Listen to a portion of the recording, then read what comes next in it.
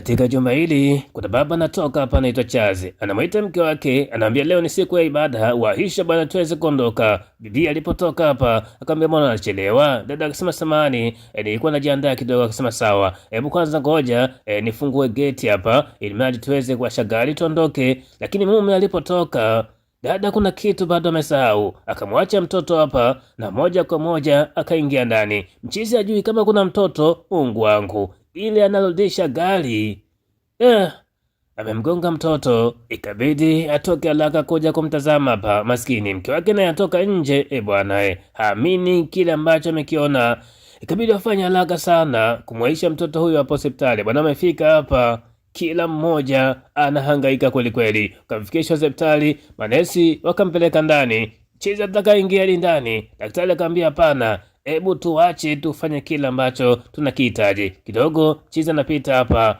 mwamba anaulizia hebu niambie nini kinaendelea, lakini ameshindwa kumpatia majibu, maana ndio kwanza mtoto amefika. Mama haamini, analia kweli kweli. Mume kabidi amfariji. Kidogo mama mkwe anafika hapa, ni mama wa huyu binti hapa, anaitwa Mary. Dada analia kweli kweli. Mama anambia sikia mwanangu, haya yatapita, hii ni mipango ya Mungu tu, kila kitu kitakuwa sawa. Lakini kidogo daktari anatoka hapa, anaambia sikia, unajua hali ya mtoto ni mbaya. Akasema hebu niambie nini kinaendelea. Akasema kiukweli hapa inahitajika kama shilingi milioni 20 ili mradi aweze kufanywa upasuaji, maana kuna damu imevilia katika bongo wake, sio rahisi kupona. Bwana mama akaanguka hapa chini, ikabidi waanze kumpepea taratibu maskini. Baadaye aliweza kuamka. Mama akamwambia sikia, unajua unapoendelea kufanya hivyo unaweza ukajikuta na ukapoteza maisha. Unatakiwa uwe makini kwa sababu hizi ni changamoto tu, Mwenyezi Mungu amekupatia mtihani, kwa hivyo inabidi usimame kama mwanamke. Baadaye daktari anatoka hapa, anasema jamani, kinachohitajika hapa ni pesa na sio kitu kingine. Kwa hivyo kama inawezekana, ondokeni kwanza, muende mkapambania hiko kiasi ili mtoto aweze kufanyiwa upasuaji. Mama aliposikia haya anasema hii haiwezekani, wao wanahitaji kumuua mwanangu. Akasema hapana, usije kaongea hivi, hii hospitali ni binafsi, lazima tufanye hivyo. Akasema ina maana hizo milioni 20 sisi tutazitoa wapi? Si unaona kama unataka kumuua mtoto wangu, mimi nimeshakwambia hawa ni wale wale. Bwana mchezi akatoka mbio kweli kweli, akaja katika kanisa ambalo huwa siku zote nafanya maombi. Akaja akamweleza padri hapa ya kwamba anahitaji msaada wowote ili mradi aweze kunisaidia. Padri alikuwa na binti, ikabidi amwondoshe. Akamwambia sikia, unajua Mwenyezi Mungu amekupatia huo mtihani ili mradi kuweza kupima imani yako. Mimi sina pesa ya kukupatia, ila ninachokiweza kukuambia ni kwamba Mungu atabariki ile. Akasema padri, hapa hahitaji baraka tena, inayohitajika ni pesa. Akasema sawa, binti yako wewe ni binti yangu mimi, sasa kwa nini hutaki kuniamini? Mimi ni kiongozi wako wa kanisa, natakiwa tufanye maombi na Mungu atamponya. Akasema sikia, mimi ninachohitaji pesa, please naomba nisaidie. Wanamcheza kaona padri anamletea magumashi badala ya pesa, yeye anasema maombi. Kuna mchezi hapo naye anamfahamu, alipotoka ikabidi amwelezee, bwana kama inawezekana hata gari yangu unaweza ukachukua hii hapa nipate iko kiasi cha pesa. Mwamba akamgea kama shilingi 20,000 hivi, wakati inayohitajika ni milioni 20. Bwana mchezi amechukia kweli kweli, atafanyaje? Alichokifanya ikabidi aje moja kwa moja kwa daktari hapa, akamwambia samani sana, kikweli hiki kiasi ni kikubwa sana, nimeshindwa kuweza ukipata na sina mteja wa kumpatia gari yangu sasa hivi, please kama inawezekana naomba basi afanyiwe upasuaji, baadaye nitalipa. Lakini huku ndani nesi anaangalia mtoto, anajiuliza mbona huyo mtoto hapumui, ikoje bwana? Kila anavyomsitua mtoto hapumui. Akaona ngoja nikamwite dokta. Akatoka haraka, huko mchizi bado anaomba kweli kweli. Akamwambia sikia, kama utanielewa basi mimi nitalipa baada ya kufanyia upasuaji. Daktari anasema sikia, hiyo haiwezekani kwetu sisi hapa kwa sababu kuna vifaa tunavihitaji. Kidogo nesi anafika, anasema daktari, hali ya mtoto ni mbaya, inaonekana kama vile apumue vizuri, please naomba uje kumtazama. Daktari akatoka. Mchizi yuko hapa na mawazo kweli kweli, anasubiria jibu. Kidogo daktari anatoka hapa, akamwambia sikia, kidogo mama anafika. Akasema hebu niambie nini kinaendelea juu ya mwanangu. Akasema sikia, nahitaji niongee nawe mwanamume peke yako. Mama akasema unasemaje? Yaani mimi niko hapa mama yake. Akasema sikia, hii issue ni ya wanaume, please naomba utupatie muda basi. Dada ikabidi atoke, Akamwambia haya, hebu niambie dokta, nini kinaendelea? Akasema sikia, kikweli nasikitika kuambia kwamba binti yako amefariki dunia. Akasema unasemaje? Akasema ndio hivyo, tumetumia jitihada zote. Akasema jitihada gani? Inawezekana vipi mtoto wangu akawa amefariki?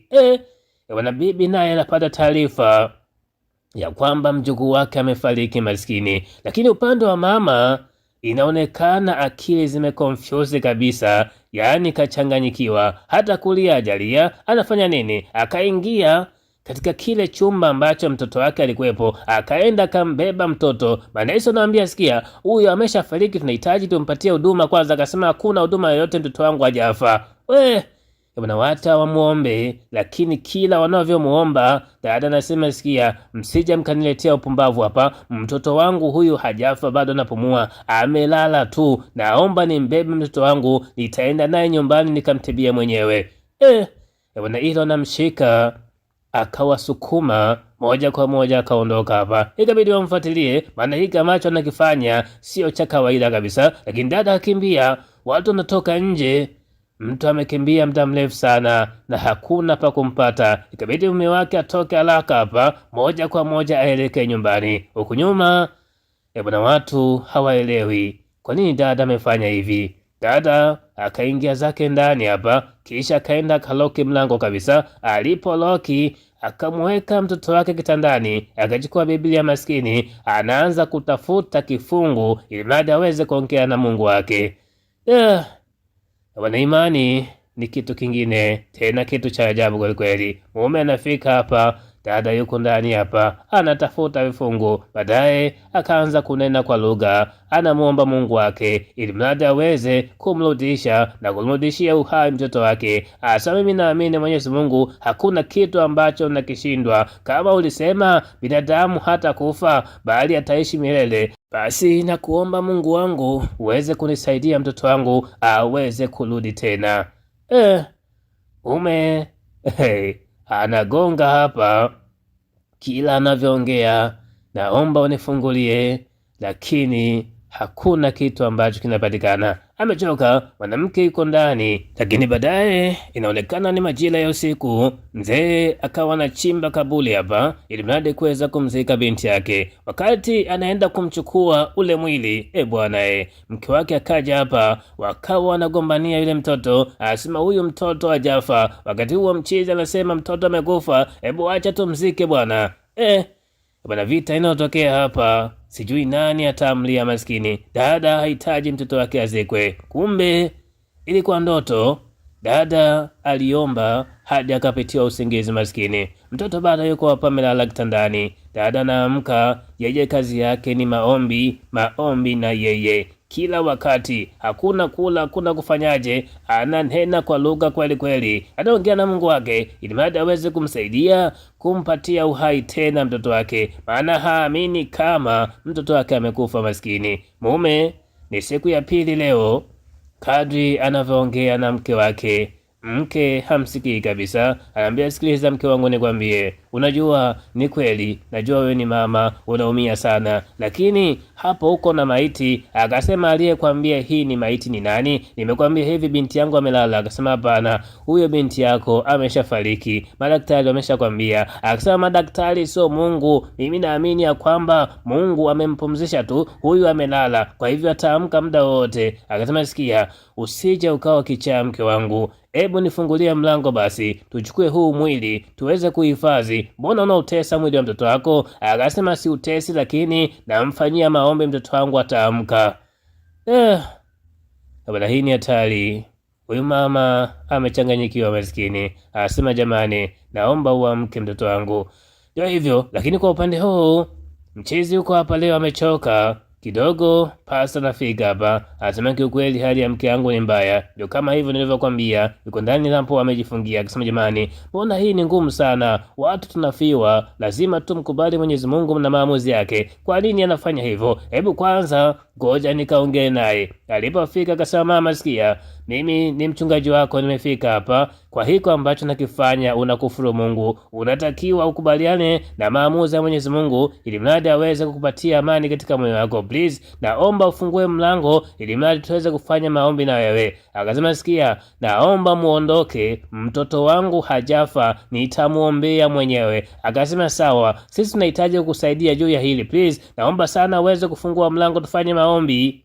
Mama aligoma kabisa kuweza kufungua mlango, lakini siku ya tatu mama yake mzazi amefika hapa. Alipofika akawa anagonga mlango, akamwambia, binti yangu, nafahamu maamuzi na maumivu ambayo unapitia wewe ni sawa kabisa na jinsi ambavyo najisikia mimi. Hata mimi ni mama mwanangu, nafahamu uchungu wa mtoto, lakini kwa hapo ambapo umefikia, binti yako ameshafariki huyo. Please, naomba sana uweze kufungua mlango ili mradi twende tukamuhifadhi. Unachokifanya hiko kiukweli unakosea sana. Please binti yangu, ninakuomba fungua basi mlango tuweze kuonana. Lakini dada hahitaji hata kusikia chochote, yuko zake ndani, kazi yake yeye ni maombi, na yeye amefunga. Ni siku ya tatu leo bila kula kitu chochote. Yeye anachokifanya ni kumwombea tu mtoto wake. Yuko hapa asema, Mungu wangu, kama wewe upo kwa ajili ya kutusaidia na unatenda pindi ambapo tunaomba msaada, tafadhali sana naomba uweze kurudisha roho ya mtoto wangu aweze kurudi tena katika maisha. Ni zawadi ya pekee ambayo ulinipatia na sina uwezo wa kuvumilia akiondoka hapa duniani.